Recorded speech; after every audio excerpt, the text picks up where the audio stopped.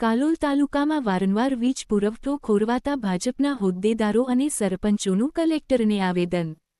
પંચમહાલ જિલ્લાના કાલોલ તાલુકામાં છેલ્લા ઘણા સમયથી વારંવાર વીજ પુરવઠો ખોરવાતો હોવાના મુદ્દે આજે તાલુકાના ભાજપના હોદ્દેદારો તથા વિવિધ ગામોના સરપંચશ્રીઓએ જિલ્લા કલેક્ટરશ્રીને આવેદનપત્ર પાઠવ્યું। આવેદનમાં જણાવાયું કે કાલોલ તાલુકા અને આસપાસના ગામોમાં અવારનવાર વીજળી બંધ રહેવાના કારણે ખેડૂતો, વેપારીઓ, વિદ્યાર્થીઓ તેમજ સામાન્ય જનતાને ભારે મુશ્કેલીઓનો સામનો કરવો પડી રહ્યો છે।